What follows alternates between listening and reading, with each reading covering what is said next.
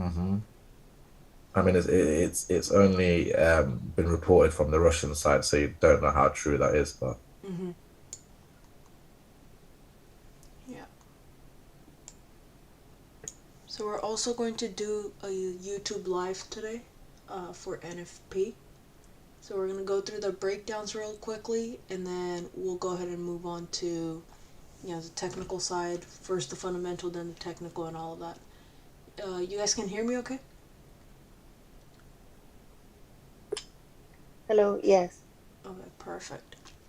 All right, so let's. The market's gonna open up in like 9 minutes here, so let's just quickly go over the fundamental side, and then we'll break down the technical side as well. So now, did just you start starting the off with, go ahead. YouTube? Sorry, did you start the YouTube already? Yeah, I just started it.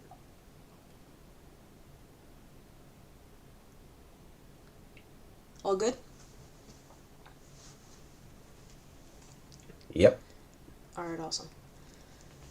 So we're gonna start off with some macro fundamentals first. So starting off with some geopolitical stuff. Now we're obviously continuing to see more war news coming out. So in the past couple of days and couple of weeks over the weekend, we were getting news about NATO allies thinking about what's the next step, trying to get the two parties to come together and do some sort of like a peace deal. But now, as we're coming to an end of the week, we're starting to see that Russia is saying Ukraine choppers made rare cross-border strike. So as we continue down, it seems like two Ukrainian military helicopters crossed the border, and they attacked an oil storage facility in Russia, causing a fire. So pretty much the entire article, as you continue down and you start to see some more, details about this, it's pretty much putting out the sentiment that the war is still continuing, right? But when you start to look at the technical side, obviously, as the war continues, we know that the safe haven currencies and commodities and all those assets should be increasing in price. This is also the start of a new quarter. So it's a Friday, start of a new quarter, start of a new month. And so we are obviously going to look for those retracements and then those continuation back up. Today is also an important day because it's NFP, right? The first Friday of the month. So pairing all this stuff together, you guys want to take a look at where the opportunities are going to be setting up for next week. So today you saw news about two Ukrainian helicopters crossing the border and attacking an oil facility in Russia.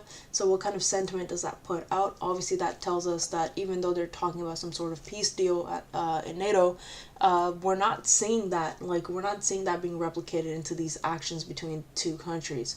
So obviously, we know that the war is going to continue, and we're not really seeing any sort of progression towards any sort of peace deal. So going into next week, we can expect to see these tensions continuing.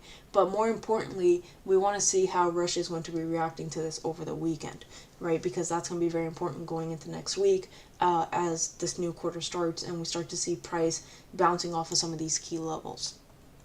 Any questions about this before we go ahead and move on? No. All right, awesome. And then now moving into some energy prices, macroeconomics, specifically in the UK, we are starting to see that the cost of energy prices is increasing and a lot of people are not able to afford this anymore, right? Especially going, days right before a payroll tax increase also comes into force. So we're starting to see that living prices overall in the UK are increasing. Pair this with the interest rate news that we saw coming out. So the UK increased interest rates last time, and obviously, majority of the time, whenever there are interest rate hikes, we start to see optimism coming into the market. But this time we did not. So this is kind of the important concept to understand that every time there is an interest rate hike, it's heavily dependent on the economic conditions and the consumers. So just because you increase interest rates does not mean automatically that there is going to be optimism that's going to be kicking in.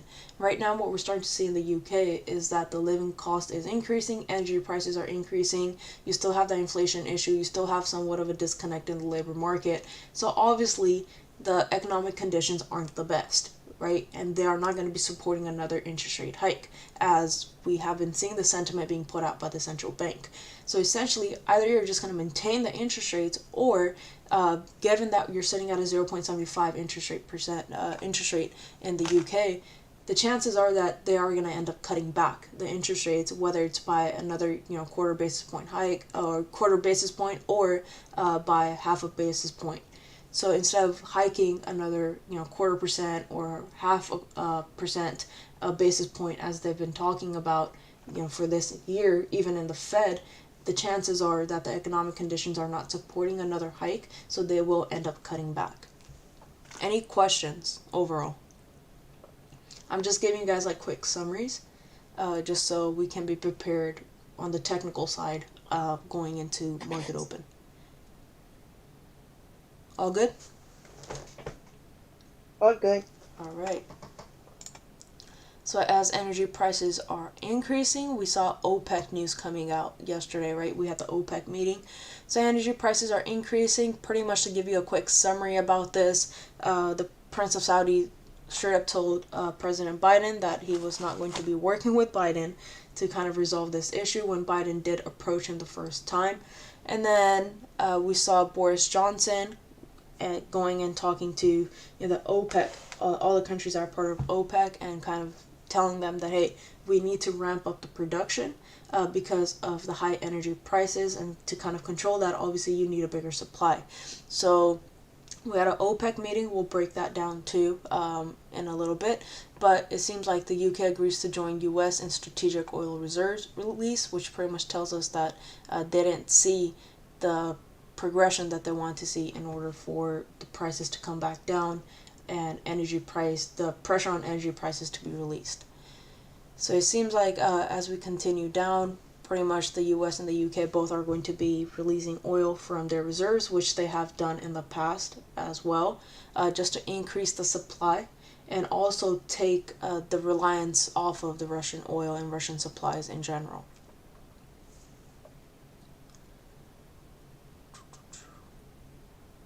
So President Joe Biden said on Thursday that his plans to release 1 million barrels of oil a day for 6 months would lay the foundations for the U.S. to achieve energy independence from foreign suppliers. And then he said that he also expected allies to release as many as 50 million barrels from their own stocks. And then we have 2.2 coming from the UK. Any questions about this? Okay, cool. So now going into NFP, we are expecting to see some bigger changes. Usually we tend to stay around the previous year, but this is the change in number of employed people during the previous month, excluding the farming industry, and we are expecting that number to drop. So pretty much when you're looking at this being translated onto the technical side in about 30 minutes or so, if we're staying around the previous or even the forecast, the previous, then that is still a pretty good number, because in the forecast we're expecting that to drop, right? But if we see a significant drop here where it's lower than the previous and it's lower than the forecast, then obviously from gold's perspective, we are going to see that increase happening, obviously, and not the best news for the US. Make sense? Yeah. And then this entire week, we did have some labor news, which helped us kind of set up for today. So if you guys need a quick refresher, you kind of just go back and take a look at that and look at the mixed news that we have been getting. So we started off on Tuesday, so take a look at the job openings there. And then going on to Wednesday, you had the non-farm employment change come out. We hit that forecast number. And then as you continue down onto Thursday, you've had the unemployment claims and the challenger job cuts. So that's pretty much setting us up for NFP today. Any questions on the fundamental side before we move on to technical? Good for me. All right. So we're going to start off with the quarterly time frame here, given that it's the first day of the quarter. So I don't really expect a lot of movement to happen today when it comes to some of these higher time frames, because it's only the first day. But I'm going to mark off this resistance area right here, that 1900 area that we have been marking off for a couple of months already. And then another area that I do want to mark off is going to be these wick rejections first before I mark off the top one here, because that tells me that first we need to break above these wick rejections here. As we drop down to lower time frames, you will see a little bit of a clear picture as candles are closing around this area. So let's just call it 1965 flat. So I want to mark that off. Once we break above this, then obviously we can continue up to that 2070 area. But if right now, for I would say the next week or so, this is kind of the range that we're sitting in. So that's the range that I want to focus on. And then if we break below 1900, then we can discuss what are some of the other levels that we can target. First one being like around 1830 or so. And then if price breaks above 1965, then we're headed up to 2070. But for the next week or so, I want to just focus on the current prices, where is price headed at the moment, and what can I target. Now going on to the monthly time frame, I'm going to go ahead and create a zone right here. So what I'm pretty much doing is using these wick rejections and candles to figure out how wide my zone is going to be. So what I need to see this month and even this quarter, just to start off, is some sort of a bottom wick rejection into this area to reject 1900 as a support if we are to continue back up and come back and test some of these highs. We are clearly seeing more news coming out, more market fear because of the war. So I do expect gold to continue pushing up, and then pair that up with the central bank news that we have been getting. So the Fed in May was expecting to continue to increase the interest rates, but if we don't see that happen, or if they do increase the interest rates but the markets do not react well to it because of the US economic conditions, then I do expect price to continue pushing up. But for the next week or so, this is the area that I'm going to be targeting. Drop down to the weekly time frame here. Now we start to see how there's been a lot of consolidation, so it kind of shows you that liquidity area that we have been tapping into. This week we tapped right into 1900, rejected that, and we're kind of pushing back up. So that's where that zone comes in. And then also for 1965, that has been respected as resistance with those wick rejections. So that's another area that I will be targeting here as well. So right now what we're pretty much doing is sitting into this weekly consolidation area. So we can absolutely take trades, but this is where you need to know the limitation of your trades too, right? So if price continues pushing down, the chances are that I'm going to cash out at 1900 if I'm in any sort of sells. But if price continues pushing back up, then 1965 is where I'm going to be taking out majority of my trade and then letting runners go. Drop down to the daily time frame. So on the daily time frame, we have been seeing how price is pretty much mimicking whatever's happened here to the left, where we've had a nice bullish push up, right? And then we came back down and respected 1900 area here again with all these wick rejections. And that's pretty much the same exact thing that we're doing. So all these wick rejections here, wick rejections, and price holding on to support right above this area. So we can look for those intraday scalps and even day trade opportunities as price continues pushing down to come back and tap into this area just to mimic whatever's happened here. So those are the quick trade opportunities that we have right now in this zone. But once price starts breaking out of this consolidation, then we know that there's going to be volume that follows, and that's what we're pretty much looking for.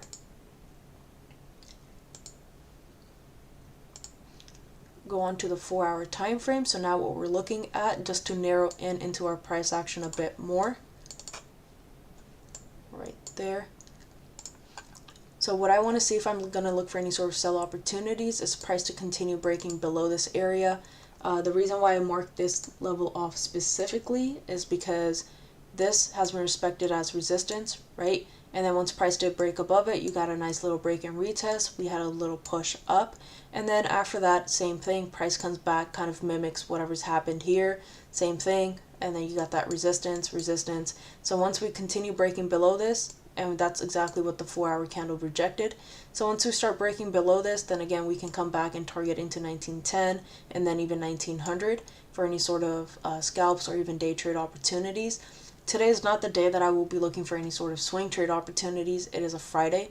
If anything, the last day that I usually look for swing trade opportunities is Thursday. And then if I'm going to look for any sort of buy opportunities, then I want price to continue pushing up from here. So just bounce off of this area and then continue pushing above, I would say, right around this. Anything in between, I'm not looking for any sort of day trade or anything like that. It could be quick scalps, but again, that's where you have to know the limitations of your trade, right? So this is that, let's call it the 1945 area flat. Let's just do that. So once price breaks above that, you're clearing out of all this consolidation, right? And then you have those clean moves from 1945 going up to 1965, which gives you around 200 pips or so. And then when price starts breaking below this, let's say 1925 area, you have a nice movement going down to 1910 and even 1900. So again, if you're going to look for any sort of scalps turned into day trade opportunities, it has to be above 1945 or below 1925. Now when we drop down to the hourly time frame, we just saw the hourly candle close bullish. The current one is pushing up. So again, these are your quick scalps here that you're going to be looking for. Look for the hourly to be in your direction. Look for the 4-hour to be in your direction, the 30-minute as well. And I'm looking for any sort of break and retest that we can find. So now, again, narrow in into your price action. It's NFP. You could drop down to that 5-minute time frame for entries, but make sure that some of these time frames like 15-minute, 30-minute, 1 hour, all of that is in your direction. So now as price is bouncing off of the support, pushing up, you want to look for some sort of break and retest, right? Drop down to the 5-minute time frame for that. But I want to see this 15-minute candle closing like some sort of break and retest as we get into NFP. That's going to be coming out in 30 minutes or so, right? So the first 15 minutes, I want to see a break and retest, and then the last 15 minutes as we're getting closer to NFP, I want to see that continuation of the move. So we could expect the volume to kick in, obviously, and that's what we're going to be trading. Any questions on gold before we move on?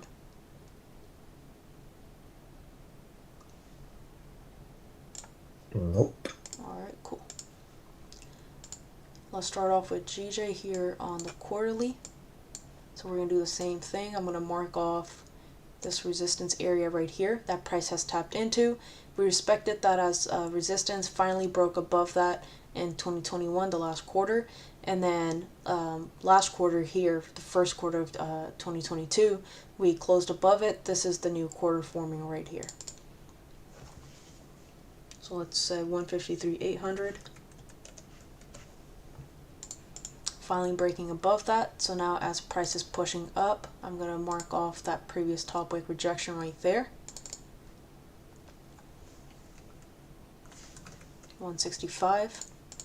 And that's pretty much the range that I'm looking at for the next couple of weeks or so.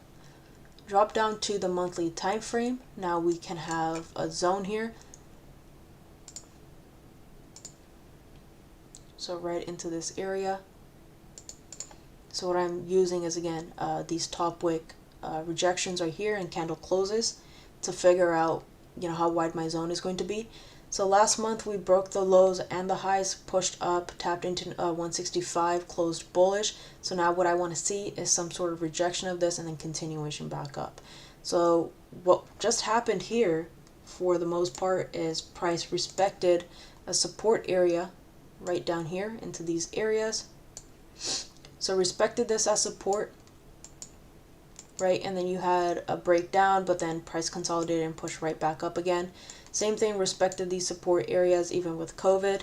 And then we had a nice bullish momentum to the upside. Price collects orders in two ways. What are those two ways?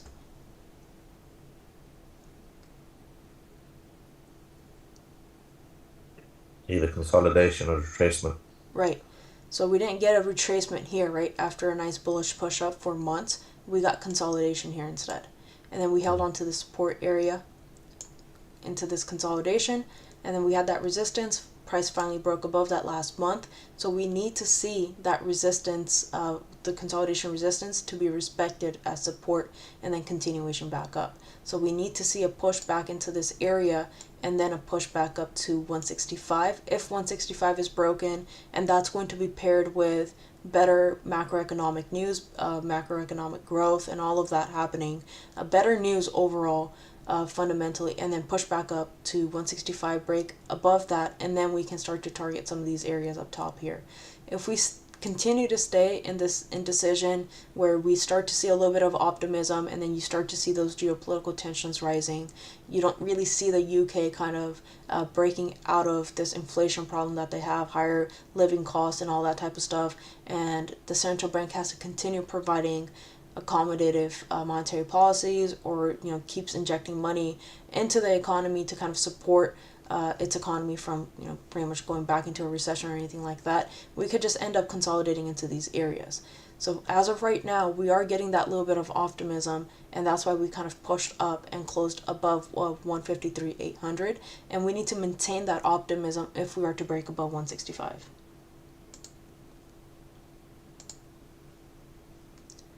Drop down to the weekly time frame. So this week we pushed up to 165, came back down, and it seems like we're currently like a doji, so a lot of indecision again into the market. So preferably I would want to see this candle closing bearish, so then that sets up for the next week for us to continue back down into this 153,800 to 156 area, anywhere here. So tap into this and then continue back up. That's going to give us that bottom wick rejection that we're looking for on the quarterly and the monthly, and then we can look for a continued push up and look for some of those buy opportunities. Overall, we have a huge range that we can be trading here. So currently it's about a 500 pip range from where price is at right now, all the way down to that 156 area, and then the overall range here is around 800, 900 depending on your entry. So we have a lot of room in this new month. When you drop down to the daily time frame, you start to see how price rejected this early on into the week, and then we created that resistance. Price is pushing down, so if I'm to look for any sort of sells, I need price to break below this support that it has created on the daily time frame here, so 160 area, and then continue pushing down to 156, 153, 800 zone here. If I'm going to be looking for any sort of buys, I'm going to narrow this in a bit more. It has to be above this. So anything in between is going to be, again, scalps or day trades, but if I'm going to be looking for any sort of swing trade opportunities, it has to be above 161, 300, or any sells would be below 160. You drop down to the 4-hour time frame, and you can kind of adjust these levels here if you wanted to. So I would say right into this area. All of this would be just quick scalps. So what we ended up doing today, for example, is rejecting off of 161, 300, and it seems like we're pushing back down. So if I'm going to look for any sort of sells with NFP coming out in the next couple of minutes or so, I need that 4-hour low here to be broken, and then a push back down, and we can look for those scalps coming down to this 159, let's say 700 area. Make sense? Yeah. Drop down to the hourly, same thing. We're consolidating at the moment, so you just wait for price to break below this area here, and then a continued push down. So if 1 hour is consolidating, then obviously 30 minutes going to be consolidating as well, and the 15-minute. But same thing, you can drop down to the 5-minute time frame for those entries, but wait for NFP to come out, wait for the reaction, because obviously we are expecting a huge difference between the previous and the forecast. Any questions about anything that we just went over, fundamentals, technical analysis, any of that?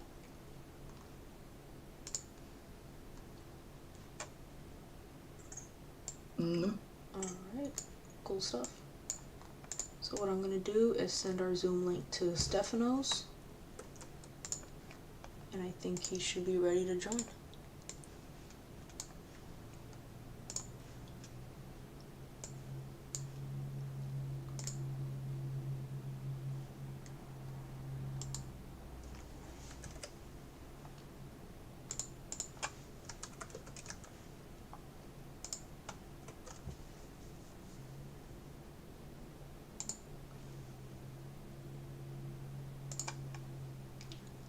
Alright, cool.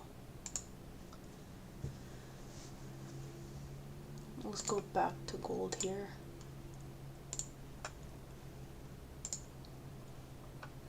So last 15-minute again closed bullish. The new one is starting to form here with no bottom wick rejection.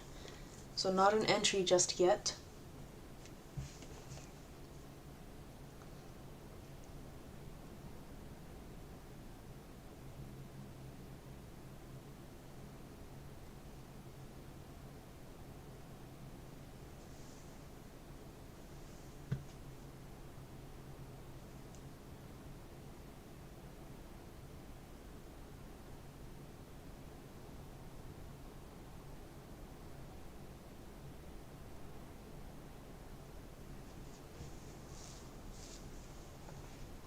let's see how price kind of reacts into this consolidation area. I need to see at least a bottom wick rejection, preferably a break and retest before getting into the NFP release and then looking for those buys.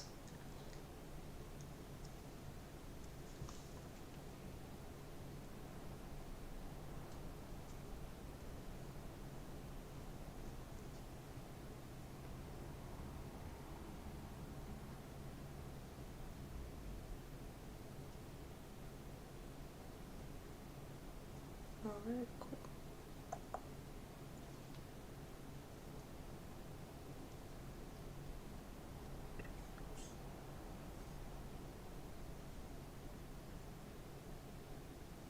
Push right back into that little bit of minor consolidation.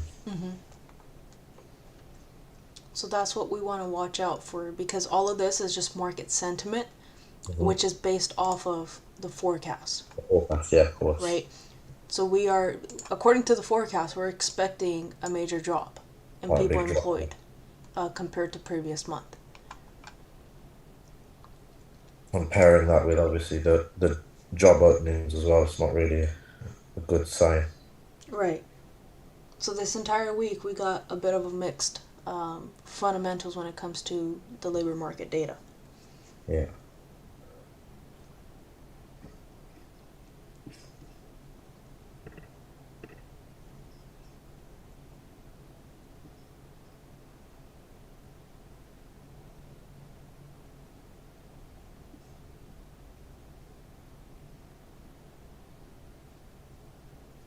Another thing that I usually like to take a look at just to kind of figure out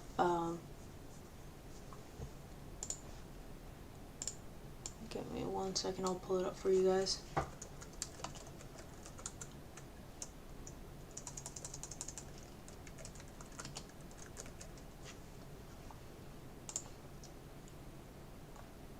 So this kind of helps me also prepare for interest rates ahead of time. For the US specifically, I'm pretty sure there's another website for other countries, but this is like for all loans. You can go specifically into any other loans like mortgages or anything like that that you might want to take a look at. I usually look at mortgages for my real estate stuff just to kind of prepare for it, but this comes out every quarter, right? This tells you the delinquency rate, so pretty much people defaulting on their loans on general. So this is all loans. This just got adjusted recently, so quarter 4 of 2021. So now this is going to get updated here again for this quarter that just ended, and you can kind of zoom in if you wanted to. But it seems like in quarter 3 we're doing pretty well, right? But as we start to get closer to that sentiment of increasing interest rates and whatnot, we talked about variable interest rates versus fixed interest rates.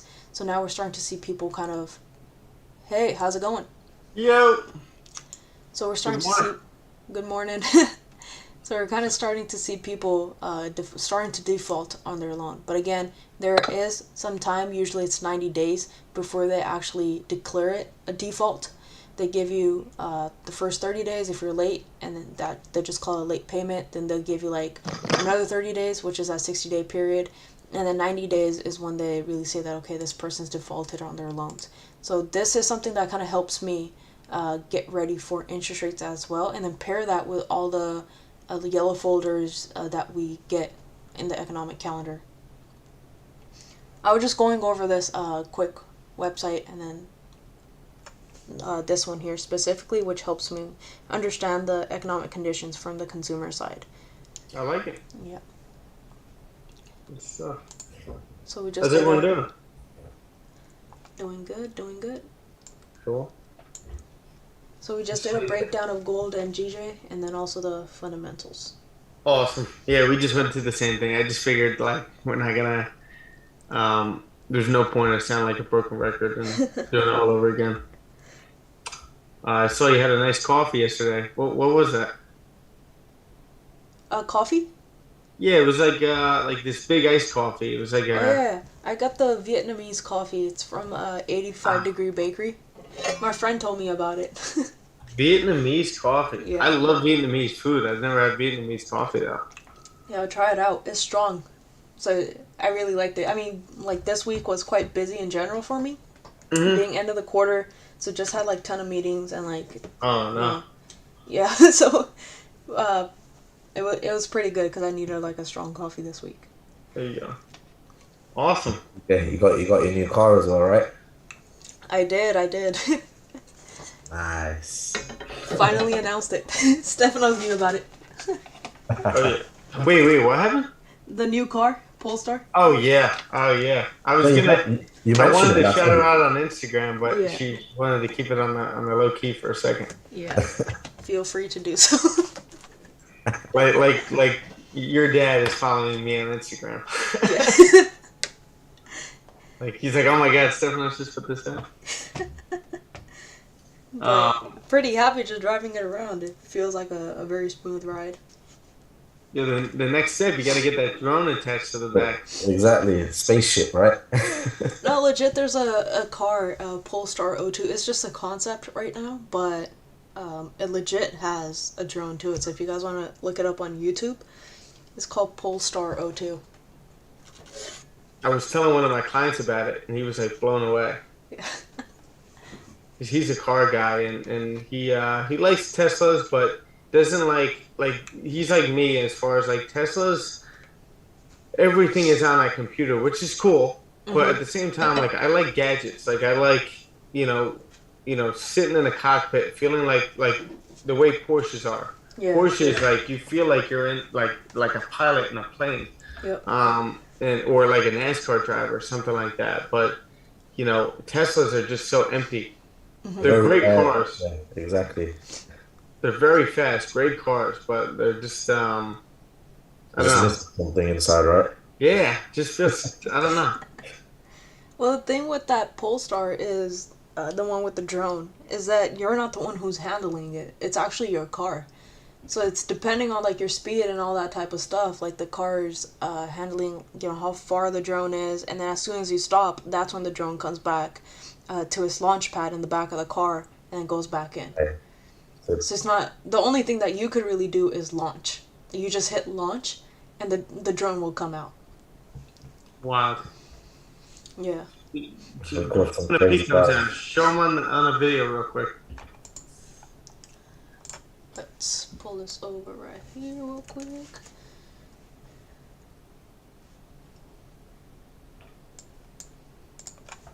I don't know if it's gonna have the sound because I have yet to figure that out, but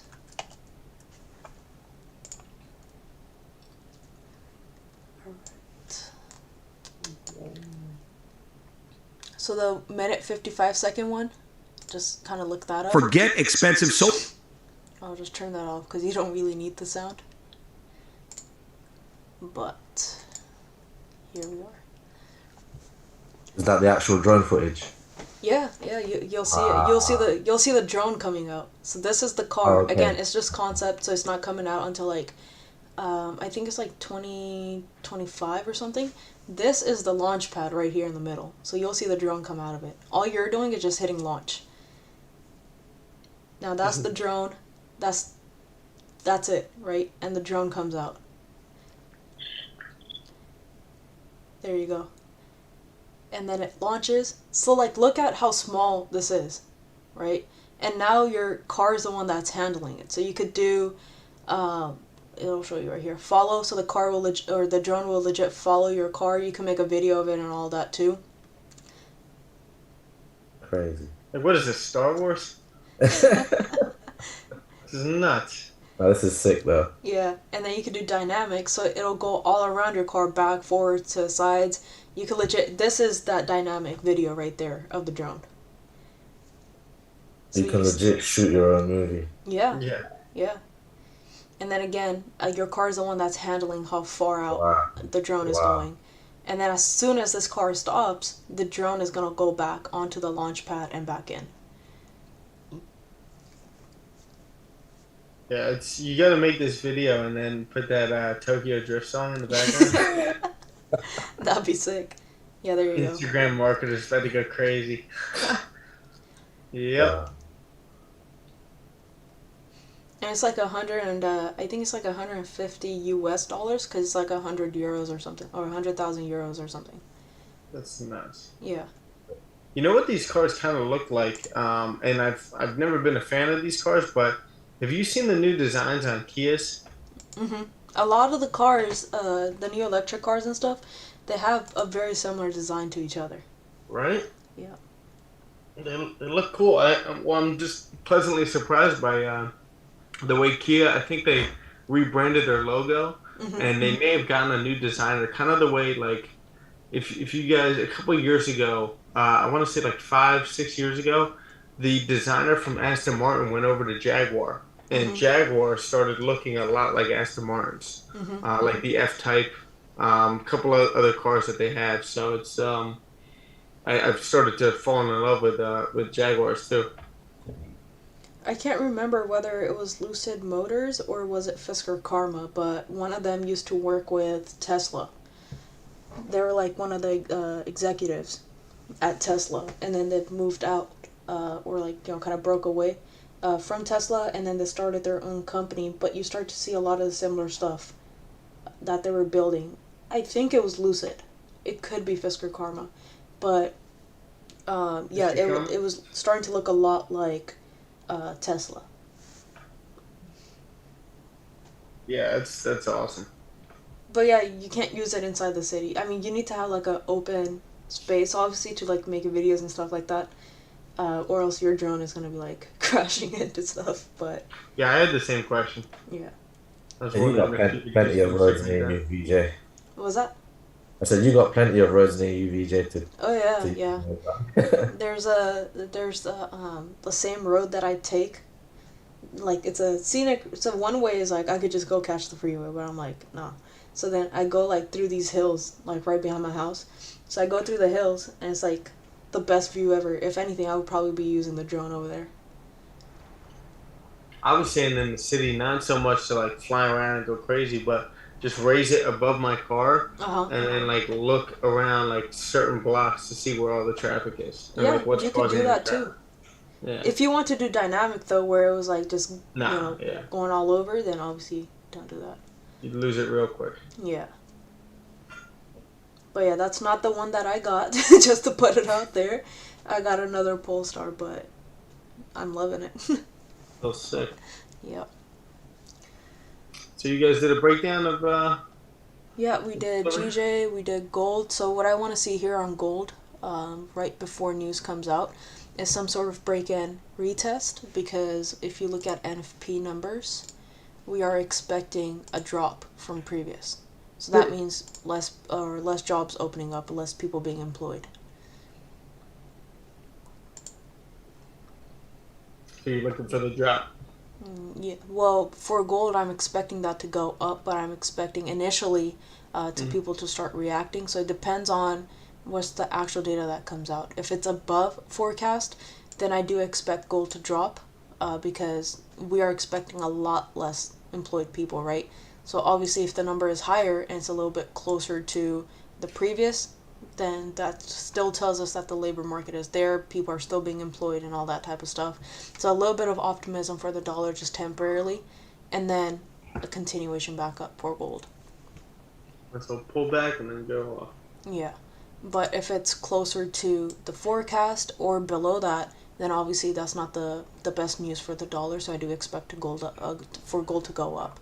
But in this current 15-minute candle here, we're breaking the highs and the lows. You drop down to the 30-minute time frame.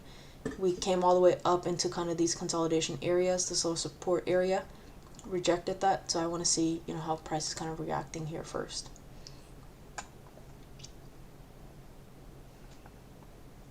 I like it. Yep, came out 8:30.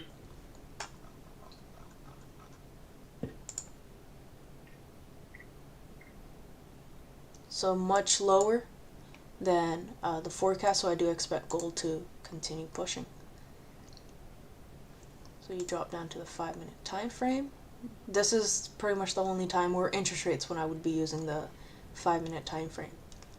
So create some sort of a low. I just look at every single time frame with the same pair of eyes, which is structure wise. So I want to see price holding on to some sort of a support here and then continue pushing back up. So you had a nice bullish push up, come back down, hold onto some sort of support into these areas, and then as it pushes up, then we can look for some sort of trade. I was saying maybe if we pull back down like into this area too and get like a fake out of this area. Yeah, anywhere between this. Maybe safe buys if you get a close above here. Yep. So I'm gonna give like the first 5 minutes of the news. Yep. Even better, personally, would be if price were to come back and just reject off of 1925, because then that gives us a longer time to catch a better trade and just continue pushing instead of a tighter range somewhere above here, because this would be kind of the limitation. I want to take out like 80% of my trade here. Mm-hmm. But if price holds onto this area, taps into it, given 1925 was like a liquidity area from some of the higher time frames, and then continues pushing, then we have a much wider range.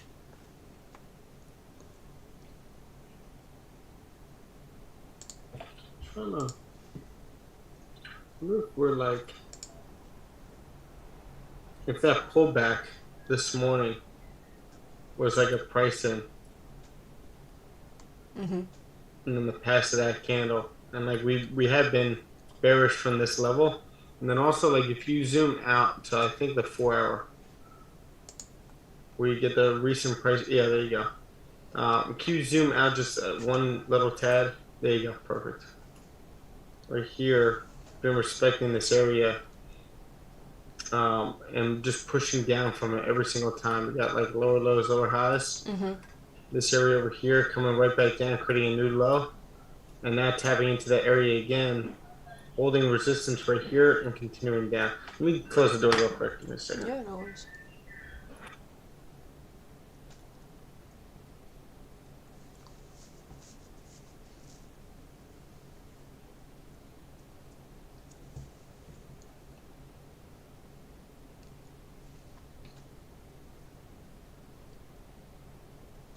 You're muted. Yeah. So what I was saying was that little pullback from this area over here could have been that price in of that data coming out, Mm-hmm. but still like to start off the month. It's the first day of the month. Let me move this over here. It could want to get that tap of 1910 again coming down here, and then we continue up from here. Mm-hmm. If we get more fear in the market. For next week, that's kind of what we're looking at anyways, when you go onto like the daily time frame and the weekly time frame and stuff. 1900 is still that liquidity area. Like for the quarterly time frame, we closed bullish, right? So still looking for a bottom wick rejection if we are to continue pushing. So like this morning, we got the news about Ukraine also striking oil facilities in Russia.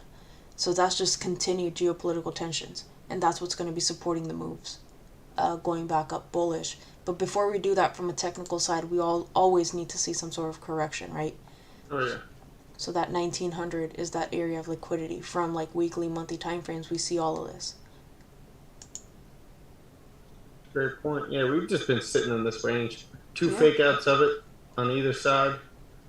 Even on dailies, nothing, just consolidation. That's all we did. Complete mess. But there has been some nice moves inside of this range. Mm-hmm. Like there's a lot of ranges. Like I was telling my group before, that you're never gonna see me touch, and there's some like this one that you could definitely be playing. Yeah. There's always a difference. Like on Wednesday when we were trading together, that trade that I took, price pushed up, and I think it was like 1935 or something like that. And then I started to see like some signs of exhaustion right here. I think this was Wednesday. I got saved by like 4 pips right here, right? And then price started pushing up, 1935, and I was like, all right, well, we're now pretty much everything is done, right? Unless price was going to react to PCE, which it really didn't do too much. Yeah, no, 100%. It got that little push.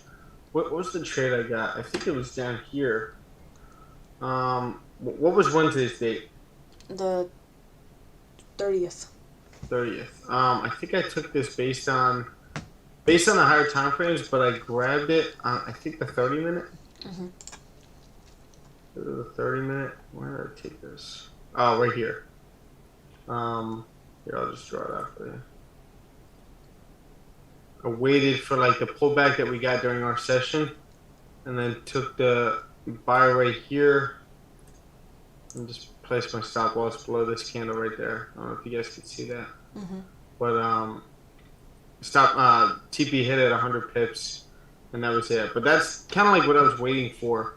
My zone was right here, and we pulled back into that range, which you guys will see this a lot, where you'll get that pull back into the range, and then price will continue in that direction back above the area and continue up from there. Yep. So like that's just something that you guys want to journal and pay attention to, where gold a lot of times you'll get that close above the area, comes right back below that support, holds support inside of that area, and what you could see is we were actually retesting this whole consolidation right here perfectly. Yep. Just Like collecting coming those right back into orders. it. What was that? Just collecting those orders. Exactly. So as we can see, gold is now flipping bullish. Yep, so now what I want to see is, we got 3 minutes until this 5-minute candle closes, but so, if I get a push up above this, then I think that's the perfect entry, because we just rejected all these sellers, grabbed that quick liquidity, and we're kind of flipping. Oh yeah. Yes. We kind of got to clear this whole area. Yep. Get a close above that, I'll take this up. Right up into here. 1936. And then eventually 1939. So starting off with like around 42 pips or so, and then pushing up to around 80, almost, depending on the entry. Yep.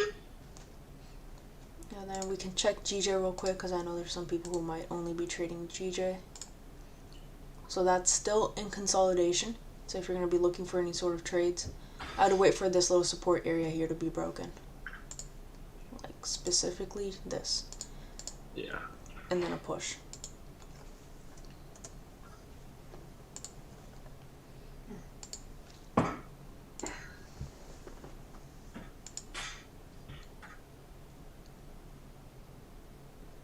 We got that nice rejection here. We just need to see a continuation up with volume. Yeah. Just wait for confirmations, guys. You'll be able to grab a move today. A lot of times, I mean, we've been getting a lot of moves after the session. Mm-hmm.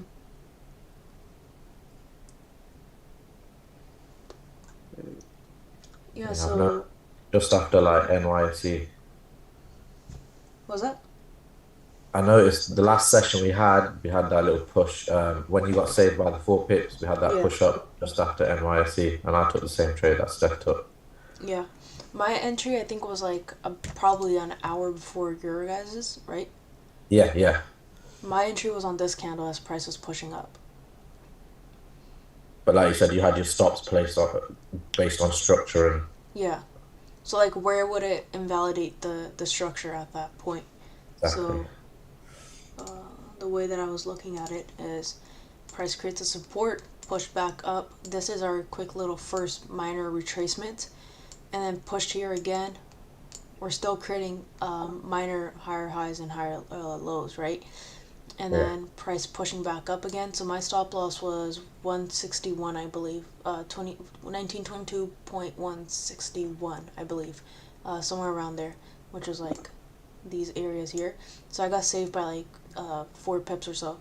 And then price continued to push up. So here, the thought process is that if price, even after breaking the highs, if it were to come back down to kind of tap into these areas, we're probably just going to end up consolidating. But if it breaks below that, then obviously you're breaking structure. So the structure here is this. So the stop loss was right into these areas right here. Yeah, that makes sense. Yeah, so every time when we get an important news, 15 or 20 minutes before the news, usually prices in based on the forecast, then news comes out. The price in return will be corrected if there's not a significant difference. Yeah, so usually when news is coming out, 15 to 20 minutes, sometimes even 30 minutes, you will see all of that based off the market sentiment, based off the forecast. Whatever is forecasted. Then obviously, like, the data comes out, and then trades are adjusted and all that stuff. You know how we talk about there's always buyers and sellers in the market? There's also not just technical analysis traders, right? There's also market sentiment traders. There are people who trade purely off of fundamentals as well. So you have to kind of consider all those people in the market as well. That's legit how people trade. So you're not just going to see people trading purely based off of technical analysis. The people will be putting in trades based off of the previous versus the forecast versus the actual, and there's the actual versus the previous. Actual versus the previous are the actual numbers that really matter when you go on to the hourly, 4-hour, daily time frame. But when you're on lower time frames, obviously 15-minute, 30-minute, then you want to be paying attention to the actual versus the forecast. There are people who legit scalp purely based off of fundamentals. So we got a bullish close here, bottom wick, and then price is pushing up. So as soon as we kind of clear above these areas, that's where my entry is going to be. Yeah, I was looking at this right here. As you pass the high of this candle right here. I don't know if you guys can see my... You'd be safer waiting for the close above. Mm-hmm. But I could see us getting a push. What time is it? 8:42. What does the 15-minute look like? Let's see. There you are. Yeah, 15 is kind of wacky. Oh, there we go. Just entered. Nice. I'm into.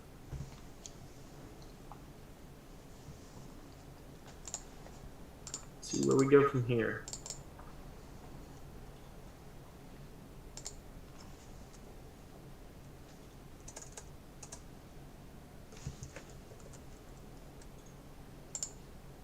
Stop loss.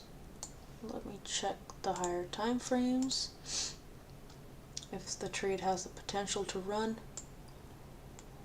Let's tap into 1945 here again. I don't expect price to do that just today, but if it continues pushing.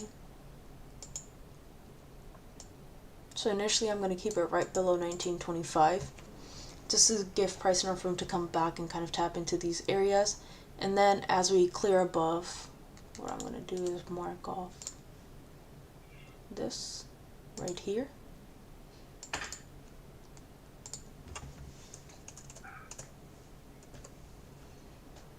So this is partial plus trail stop loss.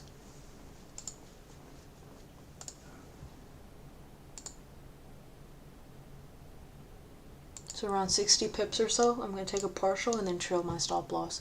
The reason why I'm keeping it below this is because this 4-hour candle is going to close here in about 16 minutes. So I'm giving the following candle, again, enough room to come back and kind of test into these areas and then continue pushing. But based off the 15-minute time frame, we've already made that bottom wick rejection, but again, still giving it enough room for any sort of pullbacks and then a continuation back up. So really, what I'm looking for, if I were to draw it out, is a push up, wait for a candle close somewhere into these areas, a retracement, so like some bearish candle closes, and then a push back up.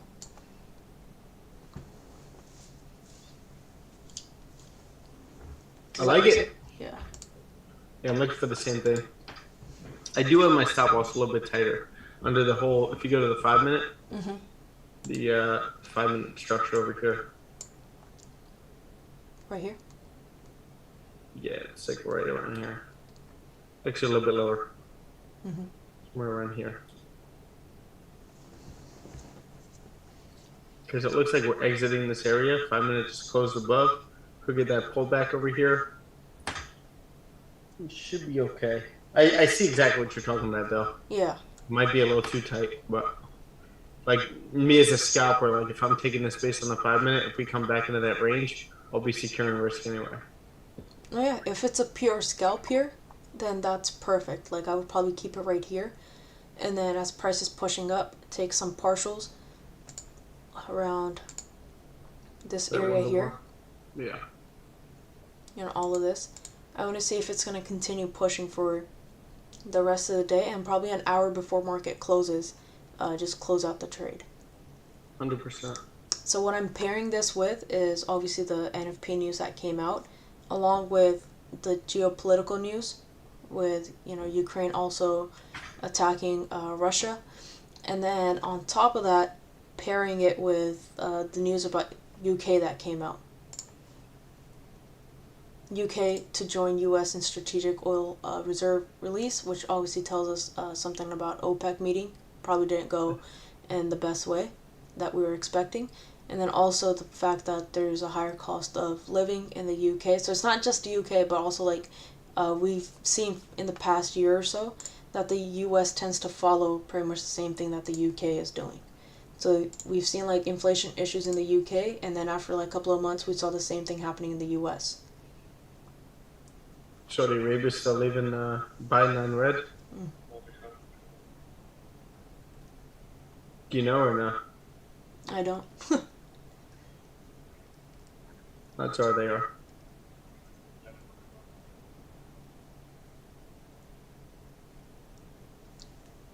Anybody else in the group, or in the Zoom?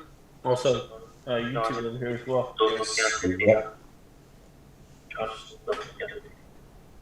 Somebody say something.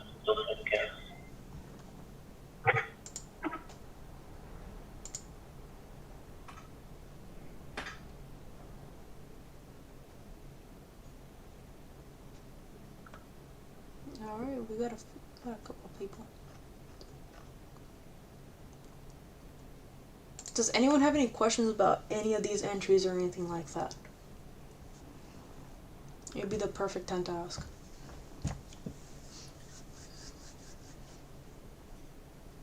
Or even on YouTube if you guys have any questions. I don't think we have anything else coming up today. No. I said manufacturing. Yeah, so that could be another one that could help push. It seems like just not much of an increase, just 0.3. Yeah. And then we had personal spending and income. So spending has decreased significantly. So these are the yellow folders that I'm talking about, right? And then looking at all these like loans and all that type of stuff too. So with inflation, obviously income takes a hit too. So if your income doesn't increase with inflation, pretty much you're getting paid less now because of inflation. That's what's cutting in, right? And that's what's happening with a lot of people right now too. You got this entire inflation issue, but not a lot of people have gotten pay raises either, right? So that's what I kind of look at these yellow folders for, because this paired with some of these things like that tells me about the consumer. So the consumer is the core of any economy. That's what I want to pay the most attention to. Any sort of news comes out, any sort of interest rates comes out, anything like that comes out, I want to be paying attention to how does that affect the consumer. Again, you could continue to increase the interest rates. As an investor, that's a good thing. I want to go put my money wherever there's high interest rates. But if the consumer's not comfortable with it, then I know that at some point they're going to have to decrease the interest rates again, which is obviously not a good thing. So that's what I want to pay attention to, the consumers. I want to pay attention to what's going on over there, how they're reacting. Here, the income pretty much stayed the same as they were forecasting, right? But the spending has dropped. And then I pair that up with these loans. You kind of zoom into the 1 year. So we're starting to see the numbers increasing here a little bit. They're going to adjust this for the Q1 of 2022. So we'll start to see where the numbers are sitting here in the next couple of weeks or so. And what this pretty much tells you is every time prices or this is pushing up here, that's people defaulting on their loans. So in 2008, we were sitting at some of these like low numbers here in like 2006 and whatnot, and then we started to default. Consumers started to default. In 2010 is when we start to see this entire thing pushing back down. We're coming back and we are revisiting some of these areas here again. Right? We're starting to see this little bit of a curve up. That doesn't mean that we're going to start defaulting and we're going to have like a massive push up here again, but that does tell us that now things are starting to become less affordable for people. It's a great point. I actually secured a little bit at like 15 pips up here. Yeah. Stop loss still in the same area, but grabbed a little piece of it. Mm-hmm. So we got about 10 minutes left here until this 4-hour candle closes and the NYC, the New York Stock Exchange opens up. So I'm still gonna give it enough room to make any sort of bottom wicks and then continue pushing. So we'll stay on for a couple of more minutes until the New York Stock Exchange, yeah? Sounds good. Got plans this weekend, Sean? This weekend I am getting ready for the new quarter, so just taking a look at a quick reflection on quarter 1 of 2022. How did I do with the goals and everything, and then setting new goals for quarter 2. Beautiful.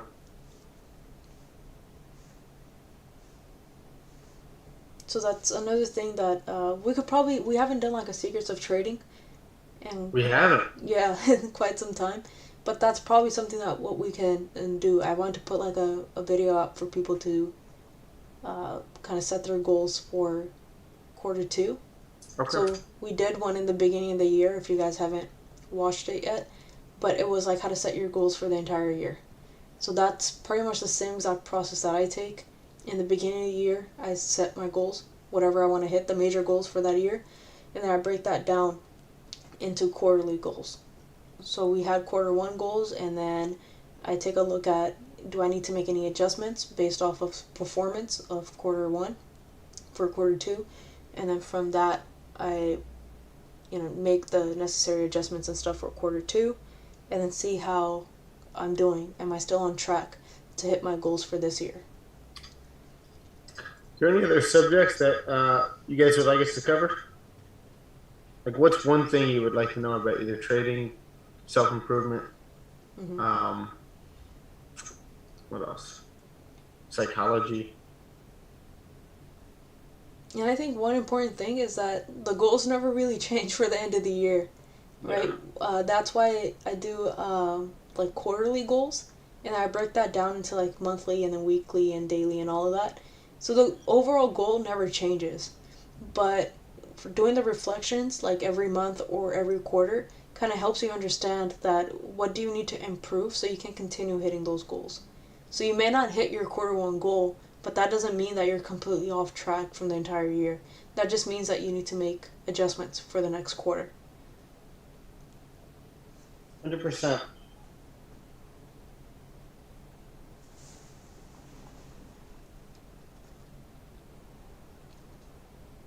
Let's check out the 4-hour and the daily. So quick update, guys. The reason I secured a piece of that up there is because of the situation as far as like what time is it? It's about to be 9 a.m. So the 4 hour is going to close, and you're going to get some kind of a pullback. Maybe, I mean, you're getting it now, but you're also going to get that pullback before or right after the 4 hour close. So you need that bottom wick. If you do anticipate price continuing up, you need that bottom wick. Also, we're tapping into that area right here where you're creating a possible lower high, right? And it's Friday, and NFP just came out. So like you want to be more conservative over here as far as like some of the trades that you're taking with gold, especially because that was a scalp. So I'm going to wait for the 4 hour close to see what we end up getting over here, to see if price ends up continuing holding a higher low over here and then continuing up from here, breaking higher highs, higher lows, and then we could see if we could take another one. Mm-hmm. The whole point here is that we've been bullish ever since price tapped into that 1925 area, right? So just using like basic structure, we've just been bullish. So now what we need to see is some bearish candle closes as retracements and then a continued push up. Either retracements or consolidation. So there's a very high chance that we could just end up coming back into this area or even lower, maybe even into this. And all we end up doing is just consolidation into this. This is still an area of liquidity that we tapped or we marked off from like the 1 hour, 4 hour and all that, right? So you could just end up seeing that consolidation and then finally a push up when the stock exchange opens up in like 5 minutes. And then you also have the manufacturing coming out in another hour. We're probably not going to be on for that. We're going to probably stay on for like 5-10 minutes after this new 4-hour candle starts forming. But that's pretty much how you prepare for the other trades, right? Yep. So just use like basic structure. If you ever get confused, what's the basic structure like? That's why the stop loss here, I've kept it wider than usual, because once price breaks below this, that is also this daily candle low. So once price breaks below that, then obviously we have enough bearish volume that, you know, price is going to continue breaking the lows, and then we end up coming down here. So why would I want to still be a part of the trade if it's going to continue pushing down? But what I'm doing instead is giving price enough room to retest into these areas if it wants to, and then continue pushing. So really all I'm looking for here is the new candle to make a bottom wick rejection here into this area, again grab liquidity and whatnot, and then continue pushing. And even here it could just end up consolidating. We could just end up seeing like, you know, a bullish candle close here and then a bearish top wick and price coming back down. But that's why I'm going to take partials here and then trail the stop loss. Either move to break even or a little bit higher. But if you ever get confused, then just start looking at structure, whether it's the 5 minute, 15 minute, 1 minute, whatever. And so that's also why Stefanos took partials here. And then stop loss was down here, right? Mm-hmm. Yeah, I took partials there. Closed, I don't know if you could see it. Started to close like 50% and then another 75% and then the full thing once we started coming down, because I knew that, you know, you were right, we could get that pullback into this area. Mm-hmm. And again, like, this was meant to be a scalp. I could have had a tighter stop loss maybe below this wick right here, to take this like 1-to-1 where I closed right up here, but that's all good. Like, it doesn't, you don't have to always get that 1-to-1 if you're starting to feel uncomfortable about a trade, and knowing that we're tapping into certain areas like this, that we could very well start to reject over here before. And now if this was like 8 o'clock, if this was like 7:30, 7:45, I would have probably kept this in and we could have continued up. But like at the same time, you get the 4-hour closing soon, so that's where you want to be more cautious. That's that intuition we always talk about with our pairs and knowing like the way they move. Yep. We know that there's always going to be good volume with GJ and gold, like around, if you're on the East Coast, like between 9 and 11. I think 11 is the last hour of any sort of volume, and after that you just see the market kind of dying down a little bit. Yeah, 11. And sometimes you get some stuff around like 2 p.m. Eastern Standard Time. Mm-hmm. Sometimes you get a push around New York close, but I don't typically trade around that time. Yeah. That's where I'll close runners sometimes. If I have one in the morning. Get that last push and then you're done.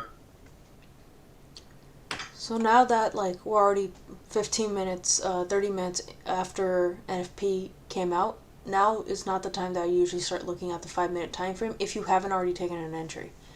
So that's when I start bumping up to the 30-minute time frame, taking a look at what's going on there, and even the hourly time frame. So if there's any sort of entry that I would be looking for, if it's a scale in or just an entry in general, if I hadn't taken this entry, then I would look at the 30-minute, take a look at the 1 hour, also realize that on the 4-hour time frame, this candle's going to close in just a couple of seconds.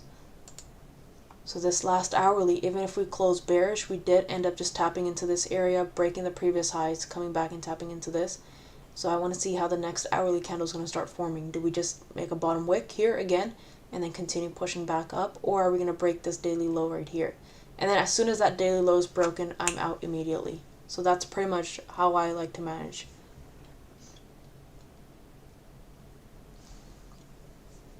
Love it. So we'll stay on for like another, 5 minutes, 10 minutes, but if you guys have any questions, just feel free to reach out to either of us. Yes, absolutely. Instagram, YouTube, TikTok, email, whatever you guys want to do. Yep.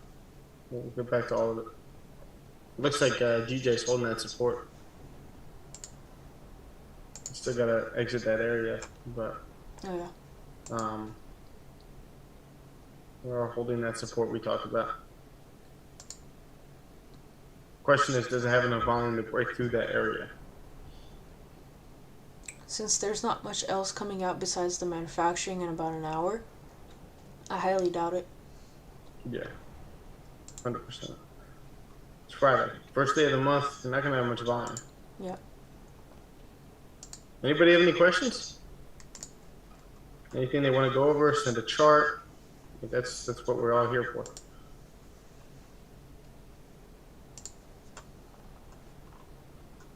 And one thing too, like if you guys are just starting out as traders and maybe you're not as confident in your charts and the way you trade, your edge and all that stuff just yet, don't be shy to share a chart. And I feel like I could speak for both communities. It's a judge-free zone. Like no one's gonna judge you for having a bad trade or bad like that.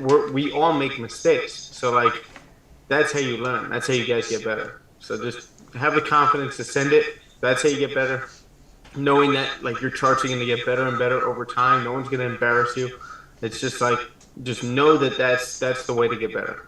And if you're not, there's no way that you have anybody checking it or proofreading it or anything like that. Just think about it like if you're taking a test in school and you have your teacher or like not a sub, but like you know how we would always have like teachers in the back of the classroom kind of helping out sometimes. Yeah.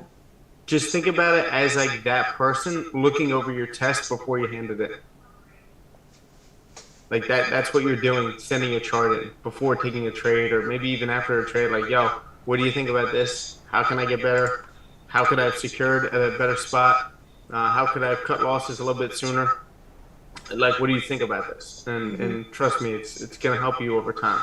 It'll help you over the first couple weeks of doing it. But again, if you're not doing it, then you're just delaying your progress. 100%.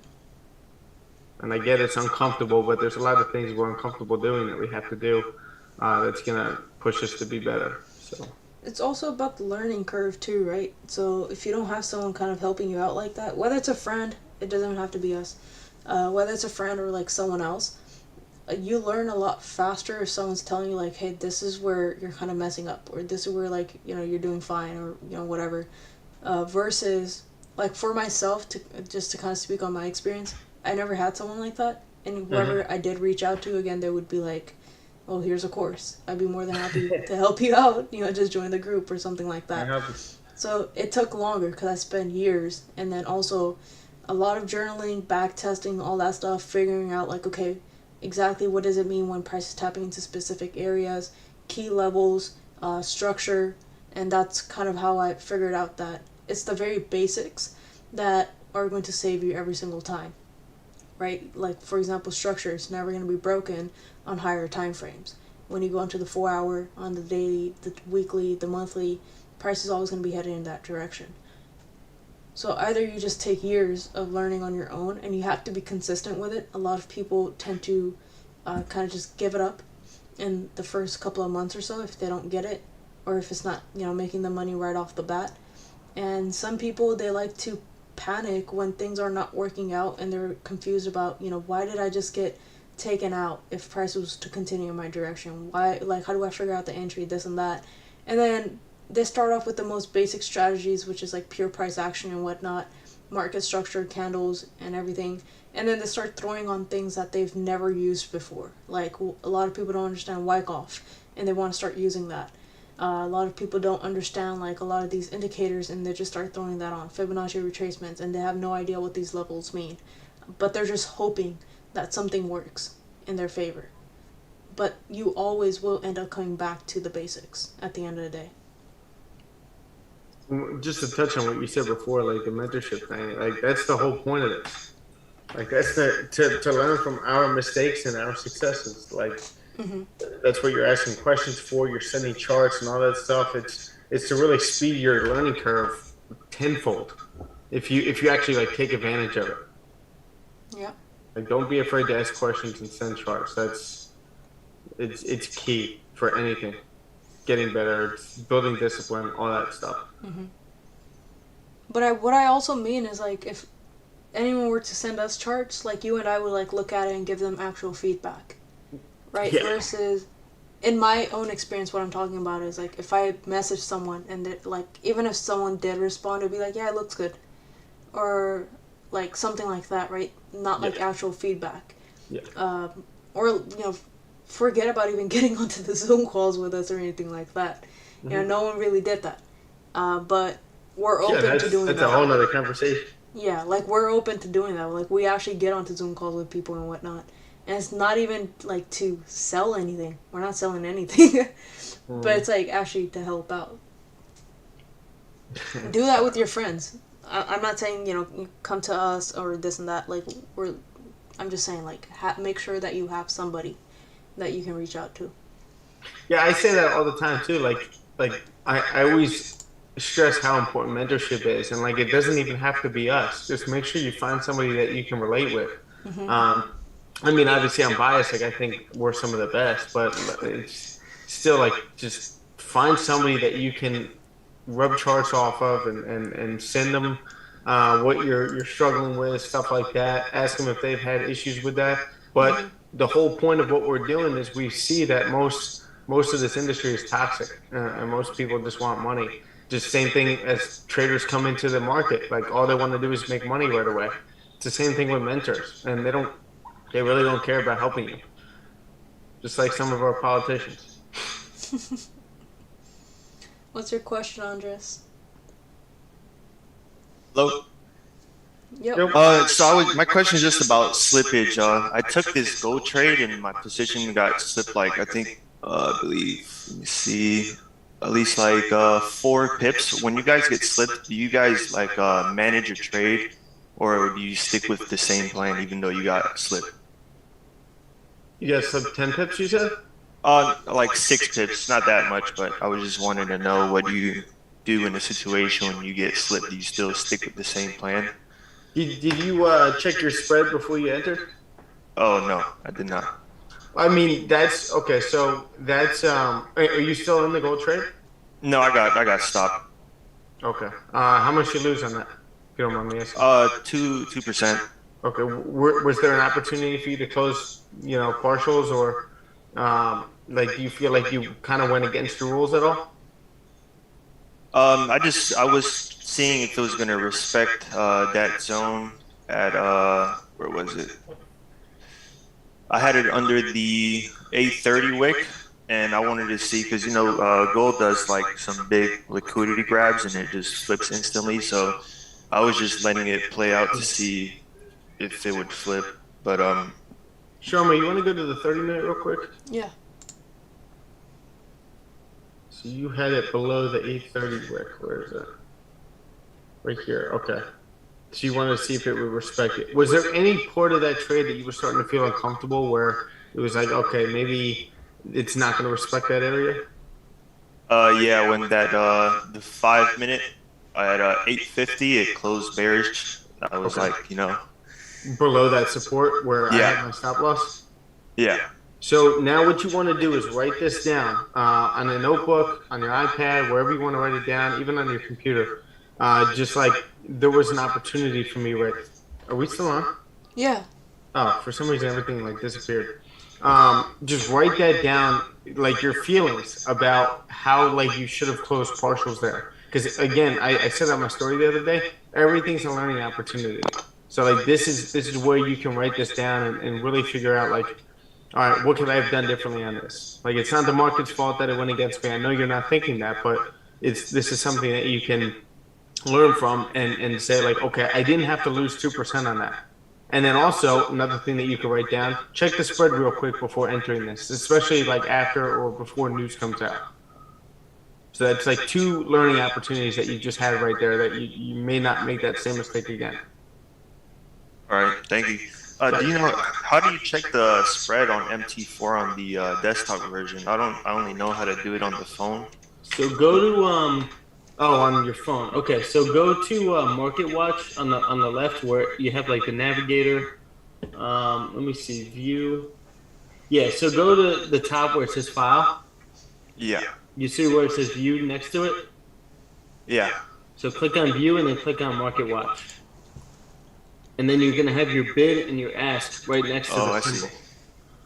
So do the quick math. Like for me right now, I have a 1.5 pip spread on GJ, and you'll see it. Just look at the last two digits, and All you right. know what a pip and a pipette is, right? Yeah. Okay, cool. So just takes a second, maybe a couple times of you checking the spread for you to be able to do it pretty quickly. Um, and again, just make sure, like when you're taking trades, let's say close to market close, close to news coming out, anything like that, make sure you're checking the spread because that could save you out of a lot of trades where all of a sudden the spread is like 10 pips out of nowhere. And it's just not worth taking that trade. Very To cool. add Thank on you. to the spread thing, also sometimes I personally use like Hugo's Way. So sometimes my chart on Hugo's Way is gonna look a little bit different than the one here on TradingView, but Oanda is the one that is like the closest to Hugo's Way for the most part, like 90% of the time. And so if I'm like if there's like important news coming out, NFP, interest rates, CPI, any of that, then I'll take a look at do both of the charts kind of line up. If they don't, then obviously I'm trading off of Hugo's Way, not TradingView, so I'm going to pay a little bit more attention to the charts on Hugo's Way, like the MT4, to see what's going on over there. And then I wait for all of that to align the same way that I would on TradingView, do the same analysis, and then kind of look at my entry, my stop loss, my partials, and all that type of stuff on there. So if you see a gap, for example, on your broker's MT4, or MT5, whichever one that you're using, but you don't see it on TradingView, always go with the one with your brokers, or whatever your broker's chart is showing you. Mm-hmm. If there's a gap, that gap is always going to be filled. So just wait for that gap to be filled, and then you'll have your entry. Okay. I missed a great opportunity after that whole speech where Andreas asked us that. I should have been like, "Yeah, you gotta pay me." Pull the guru out of the most of the other marketers. Alright, so I am also out of this trade. So just to quickly go over, what I'm looking at for the rest of the day. Well, first of all, I probably won't be able to trade for the rest of the day. I will not be around my screen, but what I'm looking at, let's say even going into next week, but obviously we're going to give you guys the weekly outlook and everything, is that right now I just saw some, clearly bearish volume as we broke the daily low right here. So as we break the daily low, we're probably going to come back and end up consolidating like this, which is perfectly fine. But going into next week, I want to see whether or not today we can end up closing into these areas here. So then we can push back up. Again, you can take similar trades to this here, for example. Like you'll have 100 pips or so that we can catch if price just end up consolidating here. But other than that, for today, since there's nothing else coming out until the manufacturing PMI in about 45 minutes, there's nothing else that's going to be really driving the market. So same thing here, where we still have this short-term bullish structure that we're looking at, where you've had that support. I've got a support area right here that price is still tapping into. So are we going to end up just coming back in the next, or this current 4-hour candle, maybe coming back and just tapping into this and then bouncing off of that? But if price breaks below that, that's when you really have this structure here being broken.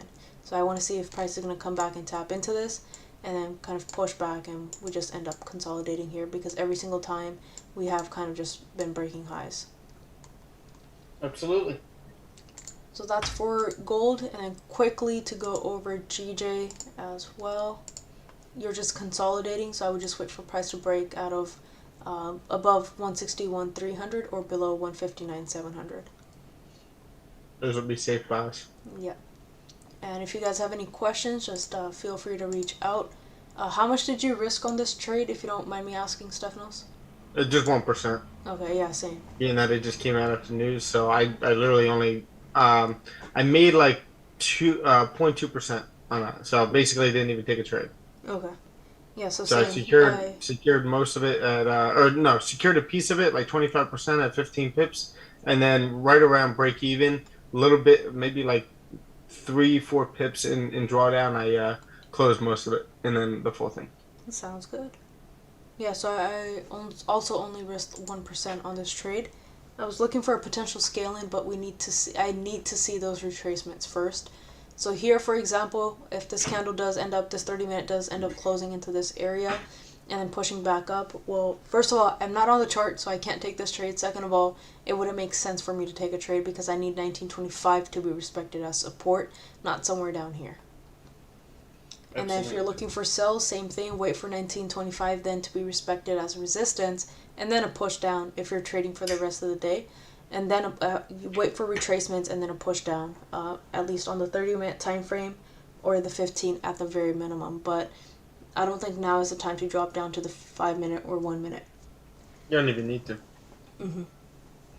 So just stay patient, guys. It's the end of the week. If you guys want your fix, you guys haven't taken a trade or maybe you took a loss, do not try making that loss back. Just go over to the simulator and get better. Practice. Journal those trades. Yep. Right? And just save your account. Preserve it for next week. You're going to have plenty of good moves next week. And, just stay safe. Yep, it's the new quarter, so we have a lot of trade opportunities that are still setting up. Hell yeah. All right, Absolutely. awesome. So we will see you guys next week for the weekly outlook, and then we're gonna do a Wednesday live session as well. In the meantime, any questions, just feel free to reach out. Sounds good. Looking forward to it.